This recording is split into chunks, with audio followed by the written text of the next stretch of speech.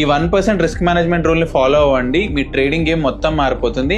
Trading లో ఎవరైతే ఎక్కువ లాసెస్ చేస్తున్నారో మీ లాసెస్ అన్ని కట్టకపోతే మళ్ళీ నాకే థ్యాంక్స్ చెప్తారు. వీడియోని లాస్ట్ వరకు చూడండి. సింపుల్ గా ఒక ఎగ్జాంపుల్ తో ఎక్స్ప్లెయిన్ చేస్తాను.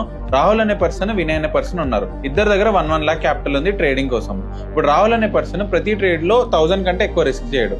అదే వినయ్కి వచ్చే వరకు 10,000 వరకు రిస్క్ చేస్తాడు. తనకి ప్రాఫిట్ మీద గ్రీడ్ అనేది ఎక్కువ ఉంది. ఇప్పుడు ఇద్దరికి ఒక 3 ట్రేడ్స్ లో లూజింగ్ స్ట్రీక్ వచ్చింది. అప్పుడు రాహుల్ ఎంత కోల్పోయినట్టు? 3,000.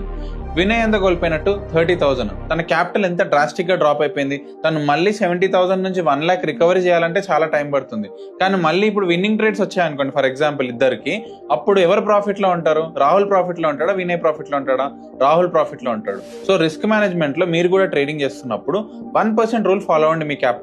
మీ క్యాపిటల్లో ఓన్లీ 1% రిస్క్ చేయండి. సో దట్ మీకు రిస్క్ మేనేజ్ చేయడానికి ఉంటుంది. మీ ఎమోషన్స్ టార్గెట్ అవ్వు. లాంగ్ రన్ లో మీరు ప్రాఫిటబుల్ గా ఉంటారు. మీరు ఒక్కసారి కన్సిస్టెంట్ ప్రాఫిట్ లోకి వచ్చిన తర్వాత మీ క్యాపిటల్ ని మీకు నచ్చినట్టుగా సెగ్రిగేట్ చేసుకొని బెటర్ మూవ్స్ కి మీరు ఎక్కువ క్యాపిటల్ అలొకేట్ చేయొచ్చు. కానీ బిగినర్స్ అంతా మాత్రం ఈ 1% రూల్ ఫాలో అవ్వండి. మీ ట్రేడింగ్ గేమ్ లో చాలా చేంజ్ వస్తుంది. మళ్ళీ నాకే థ్యాంక్స్ చెప్తారు. ఇలాంటి stock market and investment content గురించి ప్లీజ్ డూ ఫాలో అజయ్ మామిడి.